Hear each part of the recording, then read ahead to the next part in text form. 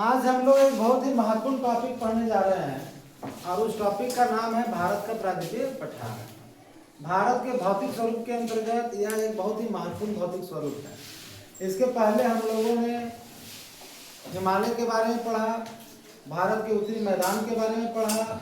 अभी तीसरा जो है भारत का भौतिक स्वरूप, उसमें प्रायद्वीपीय पठार के बारे में जानेंगे। पहले प्रायद्वीपीय पठार कहेंगे किसको, ये सवाल आता है कि प्रायद्वीपीय पठार किसको बोलेंगे। तो यहाँ पर हम लोग दो शब्द को देख रहे हैं। एक तो देख रहे हैं कि प्रायद्वीप, दूसरा पठार। प्रायद्वीप का मतलब कैसा भूभाग होता है, वैसा भूभाग जो तीन ओर से समुद्र से घिरा हो। जब कोई भूभाग तीन ओर से समुद्र से घिरा हो और एक ओर से स्थल से हो घिरा होगा, तो वैसे भूखंड को हम लोग प्रायद्वीप कहते हैं, है ना।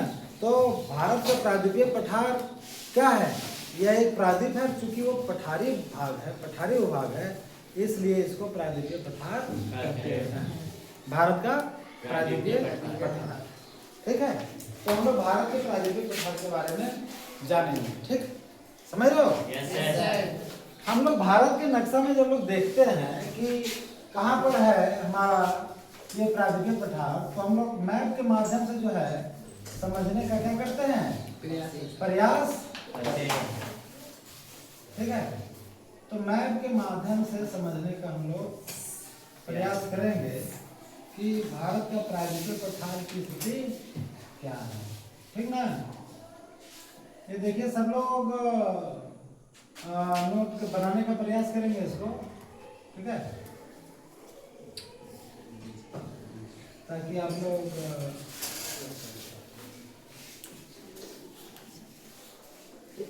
इस तरह से। तो भारत के मानचित्र में जब हम लोग देखते हैं तो आप देख सकते हैं प्रायद्वीपीय पठार का ये लोकेशन, ठीक है। ये भारत का प्रायद्वीपीय पठार है। ये तीन तरफ से, ये बंगाल की खाड़ी है ना, बे ऑफ बंगाल, ये इंडियन सी, इंडियन ओशियन,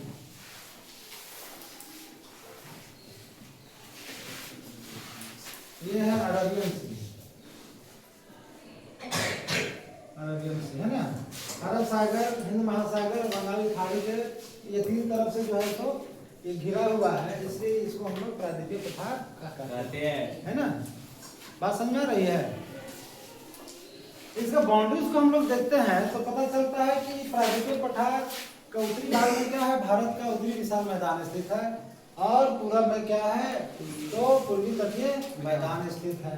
पूरब में क्या है, पूरब तटीय मैदान स्थित, और पश्चिम में क्या है, पश्चिम तटीय मैदान। तो इसका बाउंड्रीज हो गया, ठीक है ना। ये जो प्रायद्वीपीय पठार है, आपको मालूम होगा, यह जो है प्राचीन गोंडवाना लैंड, प्राचीन गोंडवाना लैंड का भूभाग है, और ये काफी कठोर है, कठोर रूपांतरित आग्नेय चट्टानों से बना हुआ है ना।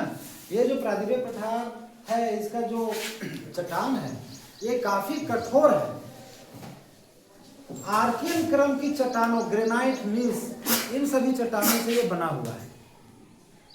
आग्नेय चट्टानों की भरमार है यहाँ, है ना। तो बहुत ही कठोर चट्टानों से ये निर्मित है। हम लोग इसके आंतरिक बनावट, जियोलॉजी को नहीं जान रहे हैं, है ना। जियोलॉजी को हम लोग नहीं जान रहे, बल्कि फिजियोग्राफी को जानना है हम लोग को। तो बाहरी स्ट्रक्चर क्या है प्रायद्वीपीय पठार का, तो उसको हम लोग जानने का प्रयास कर रहे हैं। ये जो पूरा प्रायद्वीपीय पठार है, इसका हम ये जो अगर जब हम इसका अध्ययन करते हैं तो छोटे छोटे पॉकेट के रूप में बांट करके अध्ययन करते हैं, तब इसको हम लोग बढ़िया से समझ सकते हैं, है ना। तो इसको छोटे छोटे बहुत सारे पठारों में विभाजित करके इसे अध्ययन किया जाता है। मोटे तौर पर इसको दो भागों में विभाजित किया जाता है ना। वो दो भाग कौन है, ये नर्मदा नदी को आप जान रहे हो। भारत में विभिन्न प्रकार की नदियां प्रवाहित होती हैं। दक्षिण भारत की नदियों में नर्मदा नदी, तापी नदी, कृष्णा, गोदावरी, ये सभी नदियों का नाम सुने, बहुत ही महत्वपूर्ण नदियां हैं। उसमें एक नर्मदा नदी है, ये भ्रंश घाटी में बहती है नर्मदा नदी, है ना। तो ये नर्मदा नदी के माध्यम से जो है प्रायद्वीपीय पठार का विभाजन किया गया है दो भागों। ये जो नर्मदा नदी है, इसका उत्तरी जो भाग है, उत्तरी भाग में जो हमारा ये जो पठार स्थित है, उत्तर भाग में जो इसका ये पठार स्थित है ना, नर्मदा नदी के उत्तर में। इसको बोलते हैं मध्य उच्च भूमि। क्या बोलते हैं? क्या बोलते हैं? मध्य उच्च भूमि कहते हैं, है कि नहीं? मिडिल हाईलैंड्स, मिडिल हाईलैंड मध्य उच्च भूमि ये है। और दक्षिण को बोला जाता है दक्कन पठार, है ना? तो इसको मध्य उच्च भूमि और दक्कन पठार में विभाजित किया गया। दक्कन प्लेटू में विभाजित किया गया, दो भागों में विभाजित किया गया। इसका जो उत्तरी भाग है, ये जो नर्मदा नदी कहाँ से निकलती है? अमरकंटक से। अमरकंटक कहाँ है? मध्य प्रदेश और छत्तीसगढ़ के सीमा पर है। कौन सा नदी? नर्मदा नदी निकलती है वहां से, ठीक है, अमरकंटक से। वहां से प्रवाहित होते हुए अरब सागर में मिल जाती है। तो इसका उत्तरी भाग जो है तो मध्य उच्च भूमि हुआ। इसमें क्या आता है? मालवा पठार, मुख्य रूप से मध्य प्रदेश, हल्का फुल्का भाग उत्तर प्रदेश का, है ना, थोड़ा बहुत भाग राजस्थान का, कुछ भाग गुजरात का, है ना, और महाराष्ट्र का भी थोड़ा बहुत उसमें भाग आता है, जिसको बोलते हैं मालवा का पठार। क्या बोलते हैं? मालवा का पठार। ये पूरा मालवा पठार का भाग, समझ गए? समझ गए? तो यहाँ पर इसके उत्तर में जो है, आप देखिएगा नर्मदा नदी के उत्तर में विंध्याचल श्रेणियाँ, विंध्याचल की श्रेणी, विंध्याचल पर्वत का नाम सुना होगा, वो स्थित है यहाँ पर, है ना। और ये विंध्याचल जो है, विंध्याचल जो है ये आपका अरावली की श्रेणियाँ जो राजस्थान में है ना, और सतपुड़ा श्रेणियाँ हैं, इनके बीच में स्थित, समझ रहे हो? तो नर्मदा के बाद का जो पूरा क्षेत्र है वो मालवा पठार के अंतर्गत आता है। साथ ही साथ इसका जो पूर्वी विस्तार है, जैसे बुंदेलखंड बघेलखंड, ये पूर्वी विस्तार है ना, मध्य उच्च भूमि का पूर्वी विस्तार है। बुंदेलखंड बघेलखंड ये मध्य प्रदेश छत्तीसगढ़ में आता है। उसके बाद छोटा नागपुर का पठार, आपको मालूम है छोटा नागपुर का पठार? नाम सुने हो? yes, कैसे सुने हो? आप लोग किस पठार में रहते हैं? छोटा नागपुर का पठार, है ना। तो छोटा नागपुर का पठार, छोटा Nagpur प्लेटू is also the part of middle highlands प्लेटू, ठीक है ना, मध्य उच्च भूमि का पार्ट है ना। मध्य उच्च भूमि जो है उसी का पार्ट है छोटा नागपुर पठार, जहाँ पर बहने वाली प्रमुख नदी में दामोदर नदी है। दामोदर भी भ्रंश नदी में बहती है। नर्मदा नदी भी भ्रंश घाटी में बहती है। उसका पूरा चल जो है सो मालवा पठार के अंतर्गत, मिडिल, है ना, हाईलैंड्स के अंतर्गत आता है ना। काफी कठोर चट्टानों से ये बना हुआ है। अब लोग जो छोटा नागपुर पठार में रहते हैं, ये जो पठार है ये भी तो भागों में हम लोग ये बटा हुआ है, उत्तरी छोटा नागपुर और दक्षिणी छोटा नागपुर। हम लोग उत्तरी छोटा नागपुर में रहते हैं। ये उत्तरी छोटा नागपुर भी पुराने कठोर चट्टानों से बना हुआ है। ग्रेनाइट, नीस, है ना, सिस्ट, इन सभी चट्टानों से बना हुआ है। ये भी गोंडवाना यहाँ का पार्ट है, जो कि काफ़ी कठोर चट्टाने हैं। इसी कारण से पूरा भूखंड जो काफ़ी हार्ड है। यही कारण है कि यहाँ पर भूकंप के झटके बहुत कम देखने को मिलते हैं। आप हिमालय क्षेत्र चले जाइएगा तो भूकंप वगैरह पूरा हिमालय हिल जाता है, लेकिन यहाँ पर छोटा नागपुर के पठार में या पूरे राज्य के पठार में अगर भूकंप का झटका आता है तो इसका असर बहुत ही कम हमारे यहाँ होता है। क्यों? कारण क्या है? कठोर चट्टान, कठोर चट्टान है कि नहीं। आर्कियल युग की चट्टानों से ये निर्मित है। कोई दिक्कत? समझ में आ रहा है आप लोग? इसमें समझने में कोई दिक्कत है? नहीं है। तो आप लोग को यहाँ पर पॉकेट के रूप में क्या जानना है कि आपको मालवा का पठार, बघेलखंड, बुंदेलखंड, छोटा नागपुर प्लेटू, है कि नहीं, और इस पर जो भी छोटी बड़ी जो पहाड़ियाँ है ना, जैसे अरावली की पहाड़ी, विंध्याचल पहाड़ियाँ, है कि नहीं। छोटा नागपुर के पठार पर बहुत सारे पहाड़ियाँ स्थित हैं। बुंदेलखंड पठार और बघेलखंड के पठार पर जितने सारे पहाड़ी, इन छोटी बड़ी पहाड़ियों के बारे में, और ये जो पठारी विभाग के अंतर्गत जो क्षेत्र, जो स्टेट इसके अंदर आते हैं, उन सभी को हम लोग को यहाँ पर आप मैप के माध्यम से यहाँ पर समझ सकते हैं। यहाँ पर कुछ महत्वपूर्ण नदियाँ भी प्रवाहित होती है ना, मध्य उच्च भूमि में। उसमें सबसे महत्वपूर्ण नदी में कौन सा है? चंबल नदी, केन, बेतवा, है ना, नाम सुने हो? दामोदर नदी हमारे यहाँ इधर छत्तीसगढ़ में जितनी सारी नदियाँ बहती हैं, एमपी में बहती हैं, तो अनेक मान, लेकिन सबसे महत्वपूर्ण केन, बेतवा, चंबल, है कि नहीं, ये सभी नदियाँ, दामोदर, ये सब महत्वपूर्ण नदियाँ, सोन नदी, ठीक है, तो ये सब महत्वपूर्ण नदियाँ हैं जो इस पठार पर प्रवाहित होती हैं। और ये जो पठार है महत्वपूर्ण क्यों?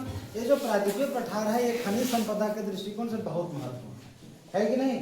बहुत ही कीमती खनिज संपदा यहाँ पर भरा पड़ा है ना, जिसका उपयोग करके जो है सो क्या हम लोग आगे बढ़ रहे हैं। देश की सरकार देश का विकास कैसे करती है? इन्हीं खनिज संपदा का उपयोग करके, इन्हीं संसाधनों का समुचित उपयोग करने के बाद ही देश का विकास हो पाता है। किसी भी क्षेत्र या देश का विकास कब होगा? जब हम संसाधनों का सही उपयोग करेंगे। हमारा जो प्रायद्वीपीय पठार है वो संसाधनों के दृष्टिकोण से बहुत ही धनी है, बहुत ही रिच है, जिसका उपयोग हम लोग करते हैं। कोई दिक्कत इसमें?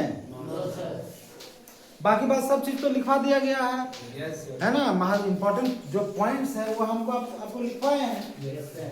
दूसरा दक्षिण का पठार जो ये नर्मदा के दक्षिण जो इसको बोलते हैं दक्कन का पठार। दक्कन का पठार, इसको दक्कन ट्रैप के नाम से भी जाना जाता है। दक्कन ट्रैप, ठीक है ना, क्या जाना जाता है? दक्कन ट्रैप के नाम से भी इसको दक्कन ट्रैप क्यों बोला जाता है? ये ज्वालामुखी है ना, प्राचीन काल में यहाँ क्या हुआ था, ज्वालामुखी फटा था। वो ज्वालामुखी जो फटा तो वो पूरा क्षेत्र को कवर कर दिया और पूरा क्षेत्र में जो है सो ब्लैक सॉइल, काली मिट्टी का प्रभाव हो गया। तो एक तरह से कब्जा कर लिया, ट्रैप कर लिया है ना, ज्वालामुखी के द्वारा निकले हुए लावा के द्वारा। वही फैला, ठंडा हुआ, फिर पठार का रूप धारण कर लिया, इसलिए उसको दक्कन ट्रैप के नाम से भी जानते हैं, है कि नहीं। तो नर्मदा नदी के दक्षिण में है ना जो पठारी भूभाग है, प्राचीन पठार, ये त्रिभुजाकार है। इसका आकार त्रिभुज के आकार के जैसा है। ये पठार भी बहुत इंपॉर्टेंट है कि नहीं? ज्वालामुखी का प्रभाव बहुत ज्यादा रहा है इस पठार पर, समझ रहे हो? समझ में आ रहा है कि नहीं आ रहा है? हाँ, तो ये बहुत इंपॉर्टेंट है ये जानना कि दक्कन ट्रैप इसको क्यों बोलते हैं, ये जानना बहुत ही महत्वपूर्ण है। तो वहाँ पर ज्वालामुखी और वो लावा का जो पूरा फैल गया धरातल पर है ना, तो वो ट्रैप कर लिया मतलब कब्जा कर लिया, शिकंजा कस लिया अपने आप है ना, पूरा क्षेत्र पर फैल गया। तो इसी कारण से इसको दक्कन ट्रैप के नाम से जाना जाता है। बात समझ आ रही है?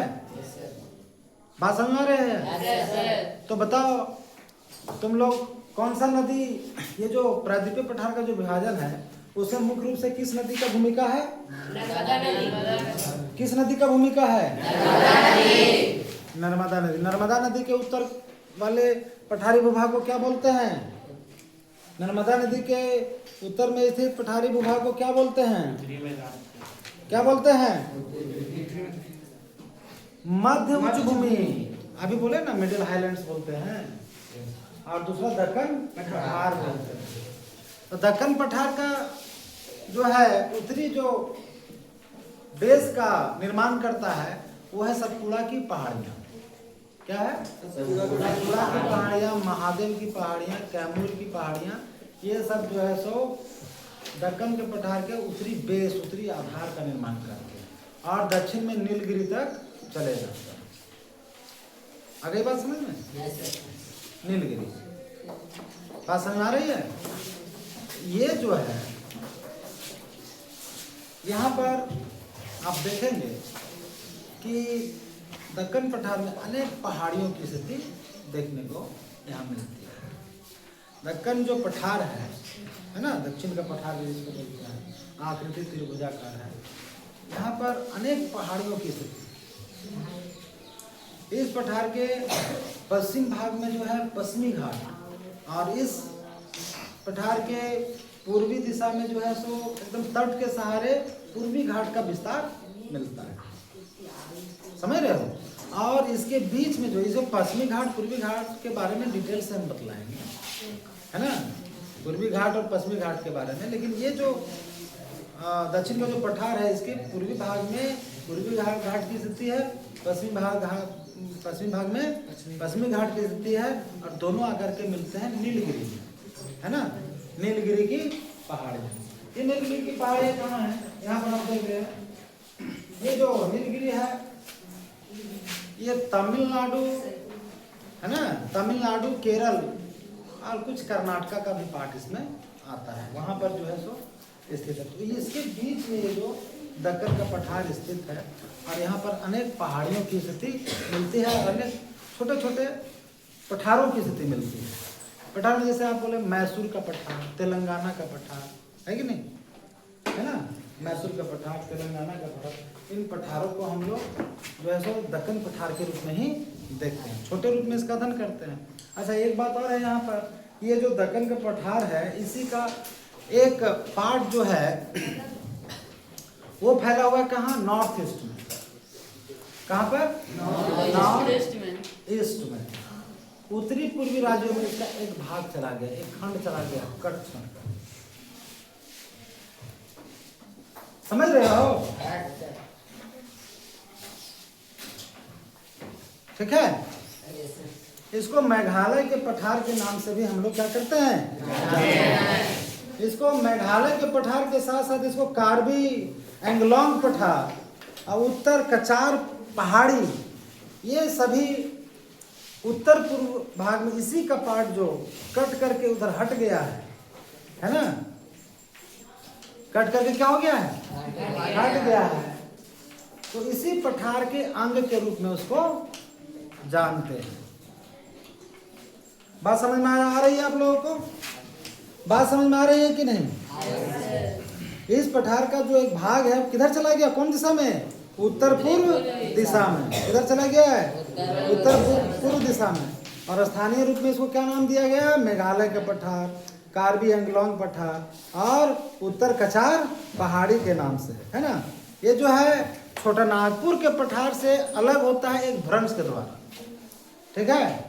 एक भ्रंश, जब भ्रंश घाटी होता है ना, जैसे दामोदर नदी जो बह रही है वो भ्रंश घाटी में बहती है, और आपका जो नर्मदा नदी जो बहती है वो भ्रंश घाटी में बहती है। भ्रंश किसको कहते हैं कि भाई जमीन का एक भाग है और समतल भूभाग है, बीच का भूमि नीचे धंस और एक घाटी का रूप धारण कर है ना। और अगर उसमें पानी प्रवाहित होने लगे, जल प्रवाहित होने लगे तो उसको नदी का नाम दे दिया जाता है। तो भूमि धंस गया, छोटा नागपुर पठार और मेघालय का पठार जो अलग हुआ है वो एक भ्रंश के द्वारा अलग हुआ है। और ये उत्तर पूर्वी का पठार जो मेघालय का पठार है वो क्या है, यहाँ पर देखिए ये है मेघालय का पठार। ये जो पठार है ना मेघालय का पठार, यहाँ एक भ्रंश के माध्यम से छोटा नागपुर पठार से क्या हो गया, यही चला गया, इसे मिल गया। ये तो हो गया, ये नदी देख रहे हो ना, तो ये जो पार्ट है ये चला गया है नॉर्थ ईस्ट की तरफ, देख रहे हो मैप में देखो। और यहाँ एक भ्रंश का निर्माण हुआ है, इस भ्रंश के माध्यम से क्या हुआ है, ये नॉर्थ ईस्ट का पठार जो दक्कन पठार का भाग है वो छोटा नागपुर पठार से अलग हुआ है एक भ्रंश के माध्यम से, है ना। दक्षिण पठार का ही भाग माना जाता है उत्तर पूर्वी पठार के अंदर मेघालय पठार। तो समझने में कोई दिक्कत है, समझने में कोई दिक्कत है? तो नॉर्थ ईस्ट प्लेटू जो है और साधन जो प्लेटू हमारा है उसके बीच में जो रिलेशनशिप है वो तो है ही, लेकिन उसको ब्रेक करने का काम क्या करता है, एक फॉल्ट, एक भ्रंश, समझ गए, जो कि छोटा नागपुर पठार और उनके बीच में स्थित, समझ गए, समझ रहे हो? अब यहाँ पर आप लोग देखेंगे दक्षिण पठार में अनेक महत्वपूर्ण नदियाँ प्रवाहित होती है ना, अनेक महत्वपूर्ण नदियों का प्रवाह भी यहाँ पर है। जैसे कि नर्मदा तो आप जानेंगे, है ना, इसके दक्षिण में तापी नदी स्थित है, ठीक है। उसके बाद जो है तो यहाँ उड़ीसा में की जगह पर महानदी प्रवाहित हो रही है। फिर आप आएंगे यहाँ तो गोदावरी नदी, ठीक है, कृष्णा नदी का नाम सुने हो, हाँ? ठीक है, कावेरी नदी, है ना। तो ये सारी ये महत्वपूर्ण नदियाँ हैं, गोदावरी, कृष्णा, कावेरी, महानदी, ये सभी यहाँ पर प्रवाहित होने वाले महत्वपूर्ण नदियाँ हैं, जो कि पश्चिम से पूर्व की ओर प्रवाहित होती है, बंगाल की खाड़ी में गिरती है, क्योंकि ढाल बंगाल की खाड़ी के तरफ है। समझ रहे हो? और जो नदियाँ पश्चिमी घाट से निकलती हैं वो पूरब की तरफ आती है, वो छोटी छोटी नदियाँ है ना, जैसे कि शरावती नदी है कि नहीं, जो है सो क्या करता है, यहाँ पर आपका पश्चिमी घाट से निकल करके और इधर से पास है ना। उसी प्रकार से और भी अनेक छोटी छोटी नदियाँ यहाँ पर प्रवाहित होती हैं। तो छोटी नदियाँ हैं। पश्चिम की तरफ में बहने वाली है तापी नदी, नर्मदा नदी, शरावती नदी है ना। और यहाँ पर केरल में शांत घाटी में जो बहती हैं नदियाँ, छोटी छोटी नदी, वो सारी नदियाँ हैं, छोटी छोटी नदियाँ हैं, बहुत ज़्यादा उनका इम्पोर्टेंस नहीं है, लेकिन वो प्रवाहित होती है तो ढाल के अनुसार। पश्चिम घाट से पश्चिम की ओर अरब सागर में जो गिरती है वो छोटी छोटी है। ठीक है, कोई दिक्कत? अब इसमें हम लोग आगे अध्ययन करेंगे पश्चिमी घाट और पूर्वी घाट के बारे में, है ना। इन पहाड़ियों के बारे में डिटेल से हम लोग जानेंगे अगले क्लास में। ठीक है।